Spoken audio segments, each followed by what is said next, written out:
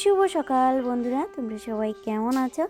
আশা করি বেশ ভালো আছো এবং সুস্থ আছো। আমিও মোটামুটি বেশ ভালো আছি এবং সুস্থ আছি। তো আরেকটি নতুন ব্লগে সবাইকে জানাচ্ছি অনেক অনেক ভালোবাসা জানিয়ে আজকে আরেকটি নতুন ব্লগ শুরু করলাম।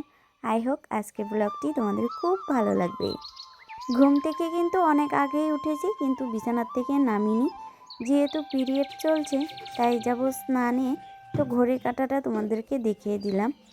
তো তাতানের জন্য আর কি সকাল সকাল মানে স্নানে যেতে পারিনি ওকে রেখে, তাই একটু লেট করেই যাচ্ছি। তো ঘড়ির কাঁটায় তোমরা দেখতেই পারছো কয়টা বাজে, ওই 7:42।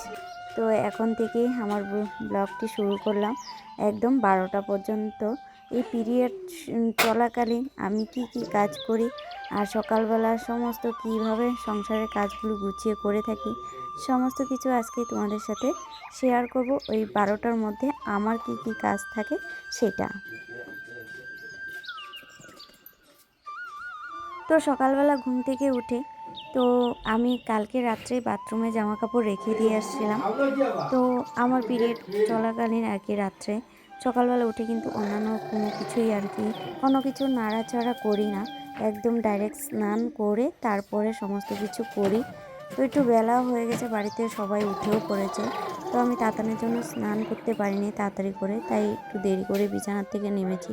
জানি বিছানার থেকে নামলেই অন্যান্য কিছু করতে ইচ্ছে করবে, তাই একটু দেরি করেই নেমেছি। তো একদম নেমে একদম ডাইরেক্ট স্নান করে এখন ঘরে আসলাম। তো দেখতে পারছো এখন একটু সকাল সকাল স্কিন কেয়ার করে নিচ্ছি, একটু টুকিটাকি সকালবেলা যতটুকু করতে হয় ততটুকুই করে নিচ্ছি। তো বেশি কিছু করিনি, হালকা একটু ময়শ্চারাইজার দিয়ে নিয়েছি আর একটু শরীরে একটু অলিভ অয়েল মেখে নিয়েছি। তো করে ফ্রেশ হয়ে এখন দেখো বিছানার মশারিটাও উঠিয়ে নিচ্ছি। মশারিটা লাগানো থাকলে ঘরটা একদমই দেখতে ভালো লাগে না। আর এদিকে কালকে রাত্রে আমার বড় ছেলে এসে আমার সাথেই ঘুমিয়েছে। তো ওকে ডাকছি যে ওর পরীক্ষা তো ও শেষ, তারপরে বলছে আমার পরীক্ষা শেষ আমি একটু ঘুমাই। তো ওকে বকাবকি করছি যে গিটার তো আছে না, পরীক্ষা শেষ হয়ে গেছে মানে তো গিটারের ক্লাস আছে সামনে রবিবার। তো আজকে যেহেতু শনিবার, তো ওকে এতবার করে উঠাচ্ছি কিছুতেই উঠছে না, বলছে আমার পরীক্ষা শেষ আমি কিন্তু এখন ঘুমাবো। এটা কোনো কথা হলো? প্রায় এখন 7:30 বাজে, এখনও ওকে বিছানা থেকে নামাতে পারিনি। আর কালকে রাত্রে ওর ঠান্ডা লাগছিল বলে ওকে এটা নামিয়ে দিতে হয়েছে ব্ল্যাঙ্কেটটা, ওর প্রচণ্ড ঠান্ডা লাগছে। তো আর কিছু করার নেই। তো যাই হোক এখন আর বিছানাতে ব্ল্যাঙ্কেটটা রাখছি না, যদিও রেখে দিই তো ওটা নিয়ে আবারও ঘুমাবে, এরকম অবস্থা। ও এখন কিছুতেই উঠবে না। তো সমস্ত কাজবাজ শেষ করে দেব, তবুও উঠবে না ও। এদিকে বিছানাটা একটু টুকিটাকি শেষ গুছিয়ে করে এখন এই যে গায়ে একটা ওড়না নিয়ে নিয়েছি। এই নাইটি নিয়ে না ব্লগ করা না খুব অসুবিধাই হয়। তো ওইদিকে ঠিক করতে একদম সমস্যা। তারপর আর কি শাড়ি পরে তো সবসময় থাকতেও পারি না, করতেও পারি না, কিছু করার নেই। তো যাই হোক এখন দেখো বিছানাটা ঠিকঠাক করে এখন ঘর দুয়ারগুলো ঝাঁট দিয়ে নিচ্ছি। আর উঠান তো ঝাঁট দেওয়ার কোনো মানে ঝামেলা নেই, সেটা শাশুড়ি মা দিয়েছে সকালবেলা। আমি তাতানকে একটু রাখছিলাম আর তাতান কান্নাকাটি করছিল সকালবেলা, তার জন্য আমি তো সকালে একটু দেরি করেই উঠি। তো যাই হোক গ্রামের বাড়িতে সকালে উঠলে বেশ ভালো লাগে। বাইরের আবহাওয়াটা আমি দেখতেই পারি না, মাঝে মধ্যে উঠি, মাঝে মধ্যে দেখলে ভীষণ ভালো লাগে বাইরের দিকটা, কিন্তু প্রচণ্ড মিস করি এই যে সকালবেলা একদমই উঠতে পারি না। ওইদিকে সকাল সকাল তাতান গাড়ি নিয়ে খেলা করছে, আর এদিকে কালকের নাইটিগুলো একটু হালকা ভিজা রয়েছে। তো সেগুলো ভাবলাম সকালবেলায় একটু রোদ্রে মেলে দেওয়া যাক, তারপরে উঠিয়ে নিব।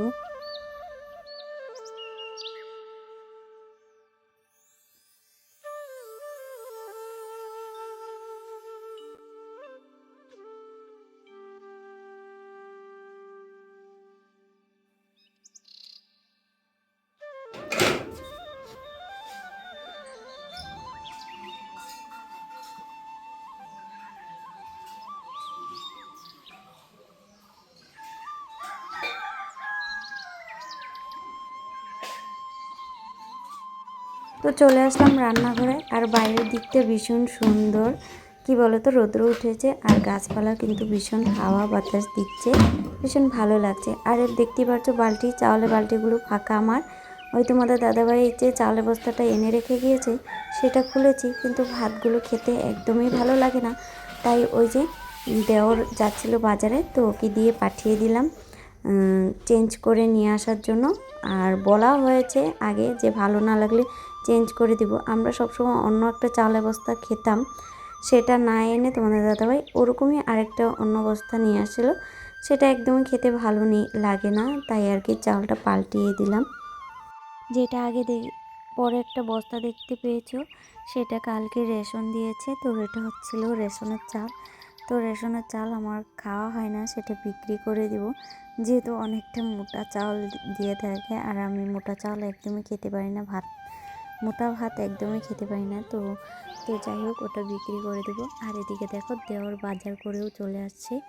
ওকে দিয়েছিলাম ওই একটু কিছু সবজি আনতে, আর মাছ মুড়ি ছিল না। তো এইদিকে দেখো চাউলও দিয়ে দিয়েছে, কিন্তু যে বস্তাটা আমরা আনি সেই বস্তাটা দোকানে শেষ হয়ে গেছে, সেটা আনবে পরে বিকালে। তার জন্য দেখো বাসমতি চাউল 2 কেজির মতো দিয়ে দিয়েছে এখন আপাতত রান্না করার জন্য। তো আমরা সকালবেলা দেখো রান্নাঘরের বাসি কাজটা সেরে নিতে হয়। তো এটা আমাদের প্রতিদিন, রাত্রে যতই পড়ো সকালবেলা একটু হালকা হলেও করতে হয়। যেমন গ্যাস ওভেন মোছা না মুছে আমরা ওভেনটা জ্বালাই না। আর প্লাস হচ্ছে রান্নাঘরটা মোছা, ঝাড়ু বা মোছা এই দুটা করতেই হবে। আর সেগুলো তো বাসনপত্র তো আছেই, রাত্রে খাওয়া দাওয়া হয়েছে, সেগুলো কিন্তু মাজা হয়নি রাত্রেবেলা। তো বেশি একটা বাসন ছিল না, অল্প পরিমাণেই বাসন ছিল, সেগুলো আমি মেজে নিয়েছি ঘরে। সমস্ত আশিবাসি কাজ শেষ করে এখন এই যে চলে আসলাম একটু নিজের কেয়ার করে। এত বেলি ফ্যাট বেড়েছে, তো এটার জন্য এই গ্রিন টিটা আমি বানিয়ে খাচ্ছি। একজন বলেছে এটা খাওয়ার জন্য অনেকটাই নাকি কমে যায়। এখন তোমাদের সাথে আর শেয়ার করছি না এটা কিভাবে খাচ্ছি। তো এটা একটু উষ্ণ গরম জল দিয়ে পাউডারটা মিক্স করে খাচ্ছি। তো খালি পেটেই খেতে হচ্ছে। আর এটা যদি আমি উপকার পাই তাহলে তোমাদের সাথে অবশ্যই শেয়ার করব, আর যদি না পাই সেটা করব না। দেখি কতটুক কী হয়। গ্রিন টিটা খেয়ে এখন খালি পেটে অল্প জলও খেয়ে নিয়েছি। তো এখন দেখো চা করে নিয়েছি। আজকে সকালবেলা একটু মুড়ি দিয়ে চানা দিয়ে খেতে ইচ্ছে করছে, সেটাই আজকে খাবো সকালবেলা। তো এখনও আমার বড় ছেলে এত কাজ শেষ হয়ে গেছে, তারপরেও কিন্তু আমার বড় ছেলে উঠেনি। তো ছোট ছেলে বাইরে, ওকে ফ্রেশ হয়ে গেছে ও। তো ওকে বাবা ব্রাশ করিয়ে দিয়েছে। তো ব্রাশ করানোর কোনো ঝামেলা আমার থাকে না, সেটা বাবাই করিয়ে দেয় ওকে। তো ও এখন বাইরে বাবার সাথে মুড়ি মাখা খাচ্ছে আর কি, মুড়ি খাচ্ছে, বিস্কিট খাচ্ছে। আর এদিকে আমি একটু চা খেয়ে তারপরে ওকে খাবারটা খাইয়ে দিব। তো যাই হোক, চাটা খাওয়ার পরে অনেকটা বেলা হয়ে গেছে, প্রায় এখন বাজে ওই 10:30 মতো বাজে। এখন এসেছি আর কি রান্নাঘরে। তো এদিকে যে আমি যখন আর কি চালটা প্লাস্টিকেতে বের করেছি, তখন কিন্তু এই যে আমার পিসি শাশুড়ি এসেছে, বলছে কি চাল এভাবে বের করছো। আমি বললাম চাল শেষ হয়ে গেছে, ওরকম এরকম ব্যাপার হয়েছে। তো চালটা দেখলো হাতে নিয়ে, তো ওরকম তো বলছে আমাদেরও চালটা খেতে ভালো লাগে না। তো যারা কিনে চাল খায় তো তাদের অনেক সমস্যা, মানে চালের বস্তা নিয়ে কখন কি চাল আসে বলা মুশকিল। তো যাই হোক, যেটা আর কি খেয়ে অভ্যাস সেটাই কিন্তু খেতে ভালো লাগে। অন্যান্য হঠাৎ করে অন্য চাল খেতে একদমই ভালো লাগে না।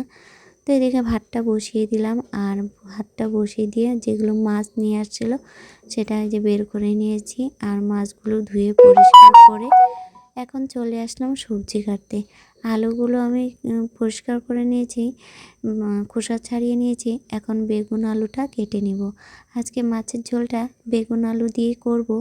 তো অন্য সবজি দিয়ে করলে আমার বড় ছেলে একদমই খেতে চায় না, আলু দিয়ে করলেও পছন্দ করে না। একটু বেগুন দিয়ে করলে একটু খেতে চায়। তো এর জন্য বেগুন আলু দিয়ে রান্না করব মাছের ঝোলটা।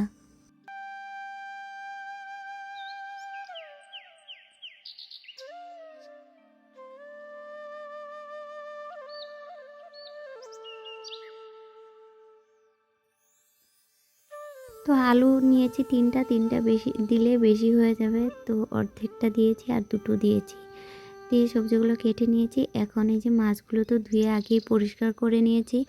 এখন নুন হলুদ দিয়ে মেখে একটু মাছগুলো ভেজে নেব। তো এই কড়াইটা কালকে তেলের ছিল, তো আজকে মাজা হয়নি, তো বাকি তেলটাতে আমি আজকে মাছগুলো ভেজে নিচ্ছি। তো এক এক করে ভেজে নিব। এদিকে মাছগুলো ভাজতে বসিয়ে দিয়ে আমি কিন্তু মশলাটাও বেটে নেব।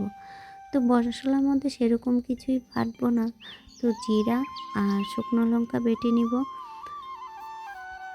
তো সকালে তো রান্নাটা শেষ করে তারপর কিছু জামা কাপড় রয়েছে, সেগুলো কিন্তু কাচবো। তো আজকে এই সকাল 7টা থেকে আর কি দুপুর 12টা পর্যন্ত আমার ছিল এই সংসারের কাজ। তো তোমরাও জানিও তোমরা কিভাবে কি করো। তো আর কেমন লাগলো ভিডিওগুলো সেটাও জানিও। আর আমার পরিবারে যদি নতুন সদস্য হয়ে থাকো অবশ্যই চ্যানেলটিকে সাবস্ক্রাইব করে আমার পাশে থেকো। আর তোমরা কমেন্টে জানিও তোমরা কে কোথা থেকে দেখছো আমার ব্লগ। তো যাই হোক, এক এক করে আমার মাছগুলো ভাজা হয়ে গেছে, ওইদিকে কিন্তু আমার মশলাটাও বাটা হয়ে গেছে। আর এখন দেখো জিরা ফোড়ন দিয়ে আলুগুলো ভালো করে একটু ভেজে নিচ্ছি। তারপরে কিন্তু অল্প পরিমাণে ভাজা হয়ে গেলে তারপরে বেগুনগুলো দিয়ে দিব। এখন একটু নুন হলুদও দিয়ে নিয়েছি। নুন হলুদ দিয়ে ভাজলে আলুগুলো বেশ সুন্দরভাবে ভাজা হয়ে যায়, তার জন্য আমি নুন হলুদ দিয়ে ভেজে নিচ্ছি। তো যখন অল্প পরিমাণে ভাজা হয়ে যাবে তারপর বেগুনগুলো অ্যাড করে দিব। তারপরে মশলা দিয়ে ভালো করে কষিয়ে জলটা দিয়ে নিয়েছি। আর এখন দেখো জলটা ফুটে যাওয়ার পরে মাছটা দিয়ে নিয়েছি। আমি তার সাথে আজকে একটু পেঁয়াজ বেটে ইউজ করেছি, কিন্তু ভীষণ টেস্টি হয়। তো চলো আজকের ব্লগটি এই পর্যন্তই। ভালো থেকো, সুস্থ থেকো, টাটা।